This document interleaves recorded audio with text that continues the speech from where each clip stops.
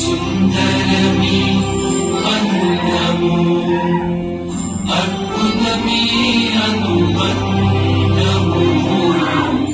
యుగము వేచిన వేదము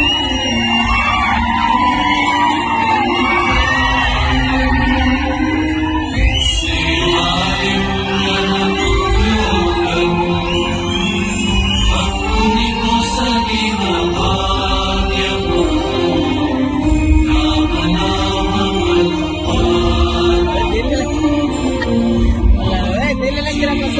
ఎందుకు ఈ నాటకం అవసరమే ఉంది.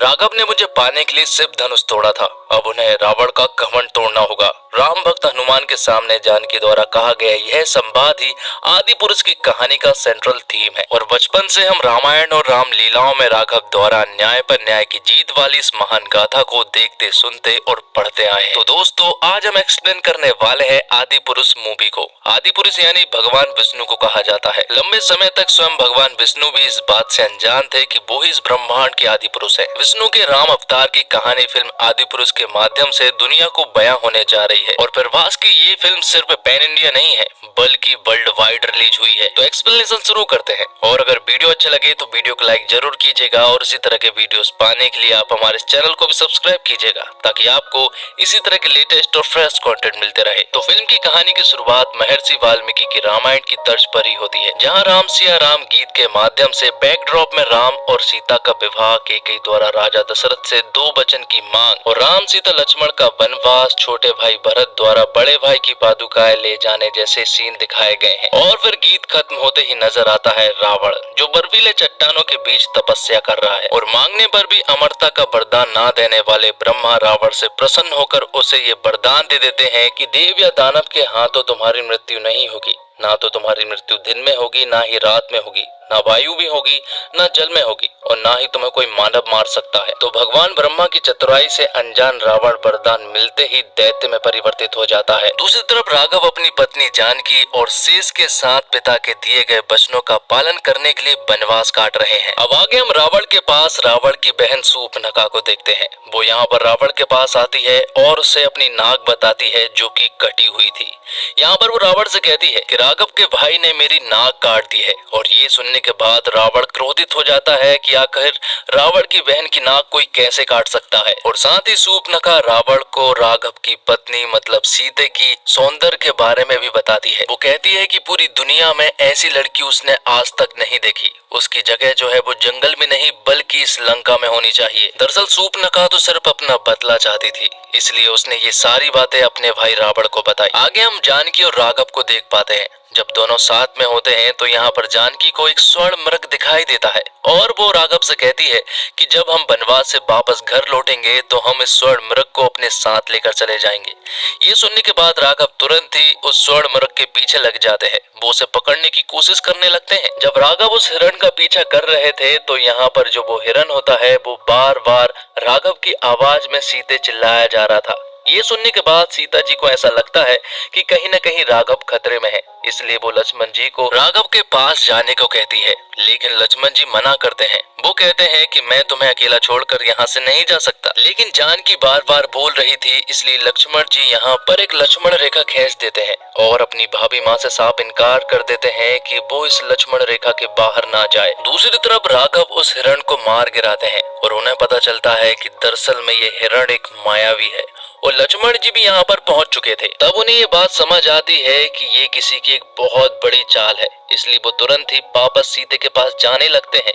यहाँ दूसरी तरफ हम देखते हैं रावण को, जो कि एक साधु के भेष में सीता जी के पास आता है। वो यहाँ पर उनसे भिक्षा चाहता था, लेकिन वो चाहता था कि सीता जी बाहर आए, क्योंकि उसने लक्ष्मण रेखा को देख ली थी।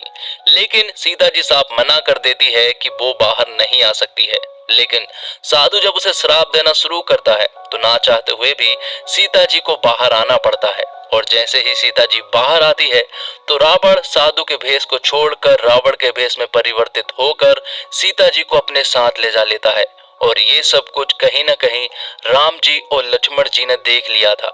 जैसे ही रावण उन्हें ले जाने लगता है तो पीछे से एक बाज आता है और वो हर कोशिश करता है सीता जी को छुड़ाने की, लेकिन आखिर में रावण उस बाज को मार गिराता है। सीता जी को राम और लक्ष्मण ले जाते हुए देख रहे थे। यहाँ पर लक्ष्मण जी राम जी से कहते हैं कि ये उसकी गलती है, लेकिन राम जी उससे कहते हैं कि ये नियति है और इसे कोई नहीं बदल सकता। जब रावण जानकी को अपने साथ ले जा रहा था तो रास्ते में जानकी ने अपनी कुछ मोतियों को जंगल में फेंक दी थी और ये मोती कुछ बानरों के हाथ लग जाती है।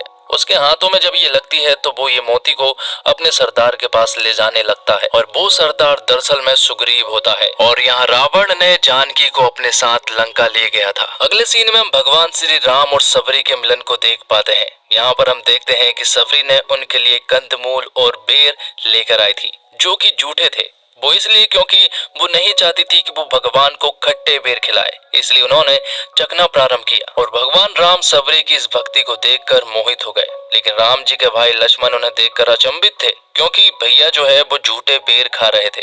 इस पर भगवान राम ने लक्ष्मण को समझाया कि ये झूठे बेर सबरी की भक्ति है और इसमें उनका प्रेम है। और सबरी ने सालों से जो भगवान राम की तपस्या और भक्ति की थी वो सफल रही, क्योंकि उनका सिर्फ भगवान राम से मिलने का एक सपना था। अब सुग्रीव को भी ये बात मालूम चल गई थी कि भगवान श्री राम सीता को ढूंढते हुए जंगल में आ चुके हैं। और ये बात जब हनुमान जी को मालूम चलती है तो वो तुरंत ही जंगल में भगवान श्री राम की खोज में निकल जाते हैं। उन्हें भगवान श्री राम मिल भी जाते हैं, लेकिन वो पूरी तरह से संदेह में थे कि शायद ये भगवान श्री राम ना हो, इसलिए वो उनकी परीक्षा लेते हैं। और आखिर में उन्हें मालूम चलता है कि यही मेरे असली भगवान श्री राम है। तब राघव के कहने पर हनुमान जी उन्हें सुग्रीव के पास ले जाते हैं, क्योंकि उन्हें एक विशाल सेना चाहिए थी।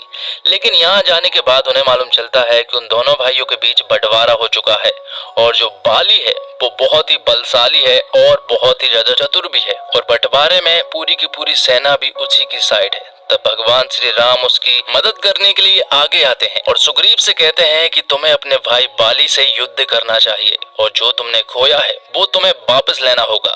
ये सुनने के बाद अगले ही दिन सुग्रीव बाली से युद्ध करने के लिए उसके गढ़ में पहुंच जाते हैं। वहां पर उन दोनों के बीच में युद्ध होता है, लेकिन इससे पहले कि बाली कोई और छल कर पाता, यहाँ पर राघव ने अपने तीर से बाली को मार गिराया था। तब से यहाँ का राजा सुग्रीव बन गया था। तो बाली की पूरी सेना जो है वो सुग्रीव के कंट्रोल में थी। लेकिन अभी भी ये प्रॉब्लम है कि आखिर इतने बड़े समुद्र को पार करके वो लंका कैसे पहुंचे। उन्हें ये संदेश भी पहुंचाना था सीता के पास कि उनके राघव उन्हें लेने के लिए आ रहे हैं, लेकिन इतनी दूर तक कोई भी नहीं जा सकता सिवाय हनुमान के। तब यहाँ पर राघव हनुमान जी को उनकी ताकत का एहसास करवाते हैं और ये सुनने के बाद हनुमान जी तुरंत ही सीते के पास जाने लगते हैं लंका।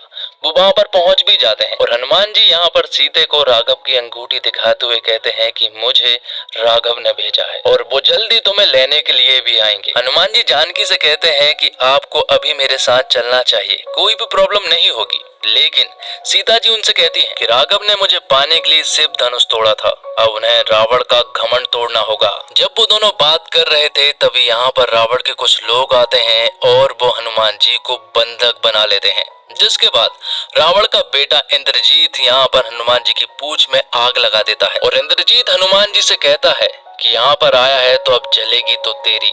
तब यहाँ पर हनुमान जी इंद्रजीत को जवाब देते हैं कि कपड़ा तेरे बाप का, आग तेरे बाप की और तेल भी तेरे बाप का, तो जलेगी भी तेरे बाप की ही। ये बोलने के बाद हनुमान जी तुरंत ही लंका में जगह जगह जाकर पूरी लंका को तहस नहस करके आग लगा देते हैं और सही सलामत वापस राघव के पास पहुंच जाते हैं। वो राघव को बताते हैं कि सीते बिल्कुल ठीक है। जिसके बाद ये लोग समुद्र पर सेतु बनाने का काम प्रारंभ करने वाले थे, लेकिन समुद्र उनका साथ नहीं दे रहा था। तब यहाँ पर राघव ने अपना धनुष से एक ब्रह्मास्त्र निकाला और वो पूरे के पूरे समुद्र को सुखाने वाले थे, क्योंकि वो उनकी मदद नहीं कर रहे थे, क्योंकि राघव न्याय के मार्ग पर चल रहे थे। राघव यहाँ पर तीर छोड़ने ही वाले थे कि तभी समुद्र देवता सामने आते हैं और सामने आते ही यहाँ पर समुद्र देवता राघव से क्षमा मांगते हैं। वो उनसे कहते हैं सेतु निर्माण के लिए पत्थर पर अपना नाम लिखकर उस पत्थर को समुद्र में फेंक दीजिए, मैं उस पत्थर को डूबने नहीं दूंगा। जब समुद्र देवता ने ये सब कुछ कहा तो यहाँ पर पूरी की पूरी सेना यही करने लगती है। वो पत्थर पर श्री राम लिखते और समुद्र में फेंकते जाते। इस तरह से सेतु का निर्माण शुरू हो जाता है और धीरे धीरे करके वो एक बहुत बड़ा सेतु का निर्माण करना प्रारंभ कर देते हैं। फिर अपनी पूरी की पूरी सेना को लेकर वो लंका जाने लगते हैं और अब राघव की सेना के साथ विभीषण भी जुड़ गया था, क्योंकि विभीषण को मालूम चल गया था कि रावण जो है वो अन्याय कर रहा है, इसलिए वो सच्चाई के मार्ग पर चलना चाहता है। इसलिए विभीषण राघव के साथ हो जाता है और हर वो बारीक चीज वो रावण के बारे में राघव को बता देता है जो कि उन्हें जानना चाहिए। तो राघव की सेना जैसे ही लंका पहुंचती है तो वहां पर अगले दिन युद्ध प्रारंभ हो जाता है। ये युद्ध बहुत ही कमाल का था, जिसमें रावण की पूरी फौज राघव की सेना के ऊपर अटैक करती है, लेकिन आखिर में इस युद्ध का परिणाम ये निकलता है कि इंद्रजीत के नाग अस्त्र से यहाँ पर लक्ष्मण जी को वो डस लेता है, जिससे कि उनकी जान जाने लगी थी और अब उनके बचने का कोई भी रास्ता नहीं था। और ये सब कुछ भगवान श्री राम होता हुआ नहीं देख सकते और इसका उपाय सिर्फ एक ही इंसान बता सकता है और वो था विभीषण। विभीषण यहाँ पर राघव को बताता है कि लक्ष्मण जी को बचाने का सिर्फ एक ही तरीका है और वो है संजीवनी। इसके बारे में हमने बहुत सुना है, लेकिन ये बहुत दूर एक पर्वत पर स्थित है और उसकी पहचान करना भी बहुत मुश्किल है। हनुमान जी को उनकी पहचान तो करा दी जाती है, लेकिन जैसे ही वो उस पर्वत पर पहुंचते हैं तो वहां पर ऐसे कई सारे संजीवनी की तरह दिखने वाले पौधे थे और हनुमान जी ऐसा कोई भी रिस्क नहीं लेना चाहते थे कि जिसकी वजह से लक्ष्मण जी की जान जाए, इसलिए वो पूरे के पूरे पर्वत को ही उठा ले आते हैं जहां पर संजीवनी की पहचान की जाती है और उसकी जड़ी बूटी से वो लक्ष्मण जी को बचा लेते हैं। अब आगे ऐसी कोई भी गलती ना हो, इसलिए युद्ध की वो प्लानिंग करने लगते हैं। विभीषण यहाँ पर राघव को बताता है कि इंद्रजीत को रोकने का सिर्फ एक ही तरीका है, क्योंकि इंद्रजीत उनके ऊपर बहुत भारी पड़ रहा था। वो उन्हें बताता है स्वर्ण झील के बारे में कि अगर इंद्रजीत स्वर्ण झील में एक बार स्नान कर लेता है उसके बाद उसे हराना असंभव है, इसलिए अगर उसे हराना है तो हमें स्वर्ण झील में जाने से पहले ही उसे पानी में ही मारना होगा। साथ ही विभीषण यहाँ पर रावण के यज्ञ के बारे में भी बताता है कि अगर वो यज्ञ पूरी तरह से सक्सेसफुल हो गया तो वो बहुत ही ज्यादा शक्तिशाली हो जाएगा। साथ ही यहाँ पर विभीषण कुंभकर्ण के बारे में भी बताता है। वो कहता है कि कुंभकर्ण इतना ज्यादा शक्तिशाली है कि वो पूरी पृथ्वी को अपनी हाथ से ही घुमा सकता है, लेकिन प्रॉब्लम ये है कि वो सिर्फ 6 महीने में ही जागता है, लेकिन किसी कारणवश उसे उठाया जा सकता है। जिसके बाद युद्ध प्रारंभ होता है और राघव की पूरी सेना 3 तरह से अटैक करना शुरू करती है, जहां पर एक टुकड़ी इंद्रजीत के पास जाती है जिसका नेतृत्व लक्ष्मण जी कर रहे थे, जिनके साथ सुग्रीव और विभीषण भी शामिल थे। दूसरी तरफ रावण ने कुंभकर्ण को भी जगा दिया था, तो यहाँ पर हनुमान जी भी कुंभकर्ण से लड़ रहे थे, लेकिन कुंभकर्ण कहीं न कहीं हनुमान जी के ऊपर भारी पड़ रहा था। जिसके बाद हम देखते हैं इंद्रजीत और लक्ष्मण जी की फाइट को। यहाँ पर लक्ष्मण जी ने इंद्रजीत को पानी के अंदर लेकर उसे मार दिया था। साथ ही यहाँ पर कुंभकर्ण ने पूरी के पूरे सेना के बीच उत्पात मचा के रखा था। ये देखने के बाद राघव जी ने एक बार से कुंभकर्ण को मार गिराया था। अब आखिर में सिर्फ रावण बचता है और रावण हर बार ऐसा करता है कि वो शुरुआत में युद्ध करने के लिए नहीं जाता है, पहले वो अपने भाई और सेना को आगे करता है और आखिर में अपनी एंट्री लेता है। और रावण को इस फिल्म में बहुत ही ज्यादा शक्तिशाली दिखाया है। उसके अंदर इतनी सारी सुपर पावर है कि मार्वल का कोई सुपर हीरो भी उसके सामने फेल रहे। और अगर ये असली रावण की बात हो रही है तो सचमुच ही सारे सुपर हीरो फेल हैं, लेकिन इनके ऊपर सुपर हीरो का भी एक सुपर हीरो है जिसको हम भगवान श्री राम कहते हैं। आखिर में राघव और रावण का युद्ध युद्ध दिखाया जाता है जो कि काफी एपिक बैटल था, लेकिन आखिर में भगवान श्री राम रावण को मारने में कामयाब हो जाते हैं और आखिर में अपनी जानकी को राघव छुड़ा लाते हैं। तो दोस्तों, बहुत कठिन होता है कठिन समय में भी सहज रहना, सरल बने रहना उसमें भी दुष्कार है, विशेषकर तब जब पिता राज रहा हो, भाई हर बात मानने को तैयार रहता हो और पत्नी का सुख इसी में हो कि वह वही रहे जहां पति की छाया रहे। राम कथा मनुष्य को सहज होना सिखाती है। ये यह भी सिखाती है कि तमाम धन संपत्ति सुख ऐश्वर्य आदि पाकर भी सरल बने रहना हो तो इसकी कुंजी कहाँ है। और ये कहानी राम सीता लक्ष्मण हनुमान और रावण की कहानी नहीं है, ये कहानी उन्होंने राघव जानकी शेष बजरंग और लंकेश की बुनी है। और इंटरवल तक ही फिल्म सुंदर कांड पार कर जाती है और इसके बाद का लंका कांड अपने आप में किसी कांड से कम नहीं है। और आदि पुरुष इस साल की सिनेमा प्रेमियों के लिए रामायण के रूप में एक तोहफे के रूप में पेश की गई है। राम सीता की कहानी को डायरेक्ट ओम रावत ने थोड़ा मॉडर्न टच देने का प्रयास किया है और शायद यही वजह भी है कि फिल्म तमाम तरह की हाई वीएफएक्स और कंप्यूटर जनरेटेड इमेज से लवरेज दिखती है। और फिल्म का सबसे मजबूत पक्ष इसका वीएफएक्स है। हालांकि वीएफएक्स का इस्तेमाल इतना ज्यादा है कि एक पॉइंट पर यह कहानी और किरदार दोनों पर हावी हो जाता है। रावण रामायण का विलन था, लेकिन उसकी छवि में कोई सकारात्मक पक्ष में हमने अब तक की रामायण में देखे हैं। आदि पुरुष का रावण आज के दौर का विलन सा लगता है। सोने की लंका का प्रेजेंटेशन हम भारतीयों के लिए आकर्षक और कोहतुल जैसी रही है, लेकिन यहाँ उस लंका को देखकर डर लगता है। रावण का सांप से मसाज करना थोड़ा अल्ट्रा मॉडर्न प्रेजेंटेशन है। हाँ, फिल्म में कुछ सीन ऐसे हैं जिसका विजुअल इफेक्ट देखकर आप स्क्रीन से नजर नहीं हटा पाएंगे। खासकर आखिर में राम और रावण की लड़ाई, वो 15 मिनट का ट्रीट सा है। और फिल्म का म्यूजिक बैकग्राउंड दमदार है। राम सेतु बनाने के दौरान जिस तरह से म्यूजिक का इस्तेमाल होता है वो रोंगटे खड़ा करता है। वहीं फिल्म के दो गाने राम सिया राम और जय श्री राम ये ही दमदार है। एक गाना जहां राम और सीता के प्रेम को फिल्माया गया है, इसके शब्द कुछ खटकते हैं। और आदि पुरुष के फर्स्ट लुक को काफी आलोचनाओं का सामना करना पड़ा था और उसके बाद उसकी काफी बदलाव किए गए थे, मगर मूल चीजें जस की जस रह गई।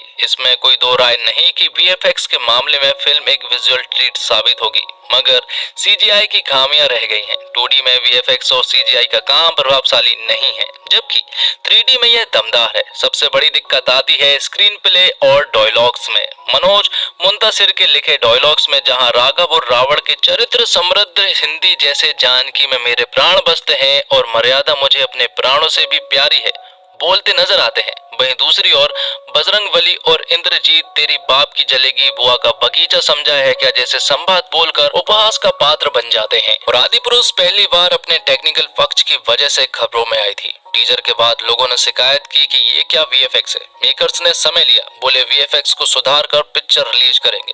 पिक्चर देखने के बाद पता चला कि मेकर्स ने वीएफएक्स में कुछ सुधार नहीं किया है। टीजर में एक्टर्स की शक्लें भी काफी कंप्यूटर जनरेट लग रही थी, उन्होंने बस उसे ठीक कर दिया। इस फिल्म में बंदर जैसे दिख रहे हैं, मगर उन्हें असल वाले बंदर देख ले तो कांप जाए। रावण की पूरी सेना गेम ऑफ थ्रोन्स वाले नाटर वर्कर्स सी लगती है, उसमें कुछ थैनोस जैसे दिखाई देने वाले भी लगते हैं।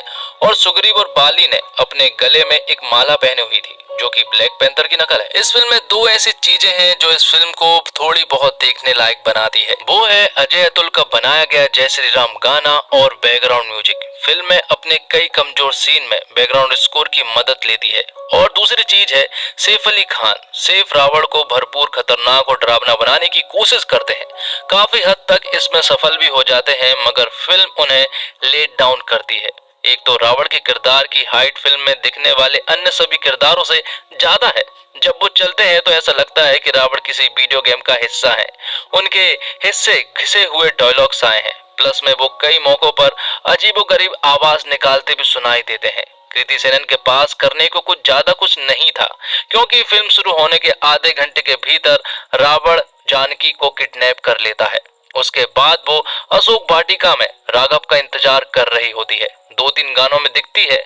अगर उन्हें मौके मिलते तो वो फिल्म को बेहतर बनाने में जरूर मददगार साबित होती। और लक्ष्मण जी के किरदार में सन्नी शर्मा ऐसे लगते हैं कि मानो मन में स्वीकार कर चुके हो कि ये उनकी फिल्म नहीं, वो प्रभास की फिल्म के सपोर्टिंग रोल कर रहे हैं। और देवदत्त नागे ने हनुमान का किरदार निभाया है। वो शारीरिक रूप से इस किरदार पर पूरी तरह सूट करते हैं। फिल्म में उनके हिस्से जो कॉमेडी वाले सीन रखे गए हैं, भले वो फिल्म पर सूट नहीं करे, मगर नागे उसमें अच्छे लगते हैं। आदि पुरुष को नए जमाने की रामायण के तौर पर पेश करने की कोशिश की गई थी, मगर वो चीज बिल्कुल ही उस दिशा में नहीं जा पाई। कुल मिलाकर बात यह है कि आदि पुरुष में देखने लायक कुछ नहीं है, क्योंकि बहुत कुछ दिखाई नहीं देता। फिल्म अंधेरी लगती है, ऐसा लगता है आदि पुरुष को डीसी ने बनाया है, या फिर फिल्म उनकी खामियों को छुपाने की कोशिश कर रही है। आदि पुरुष एक औसत से नीचे की फिल्म है, जिसे आप नहीं देखें तब भी ज्यादा कुछ मिस न करने का मलाल नहीं रहेगा। और तानाजी फिल्म के लिए नेशनल अवार्ड पा चुके ओम रावत ने आज के यूथ के लिए रामायण बनाई है। फिल्म में भी रावण का अवतार ओल्ड ट्रेडिशनल ना होकर अल्ट्रा मॉडर्न सा लगता है। फिल्म भले ही अपने टेक्निकल एक्सपेक्ट में खरी उतरती हो, लेकिन इसके स्क्रीन प्ले में कई लूप होल साफ नजर आते हैं। मसलन रामायण की कहानी कईयों के लिए इमोशन है, लेकिन यहाँ फिल्म देखने के दौरान वही फैक्टर मिसिंग सा लगता है। कहानी कई जगह ऐसी लगती है मानो फेसबुक या व्हाट्सएप के फॉरवर्ड मैसेज देखकर स्क्रिप्ट का ताना बाना बुन गया है। कुछ डायलॉग्स तो पूरी तरह व्हाट्सएप की भाषा के तर्ज पर लिखे गए हैं, जैसे तेरे बाप की जलीब तेरे बुआ का बगीचा नहीं है जैसे आज के स्लैग या एक पौराणिक कथा के कितने को पसंद आएंगे, ये देखने वाली बात होगी। राइटिंग इस फिल्म का कमजोर पक्ष साबित होता है। और इसी के साथ ये एक्सप्लेनेशन यहीं पर खत्म हो जाता है। तो दोस्तों, उम्मीद करता हूँ आपको वीडियो पसंद आई होगी। वीडियो पसंद आई हो तो वीडियो को लाइक जरूर कीजिएगा, और इसी तरह के वीडियोस पाने के लिए आप हमारे इस चैनल को भी सब्सक्राइब कीजिएगा, ताकि आपको इसी तरह के लेटेस्ट और फ्रेश कंटेंट मिलते रहे। धन्यवाद। जय हिंद, जय भारत, जय श्री राम। कमेंट्स बॉक्स में जरूर लिखिएगा जय श्री राम।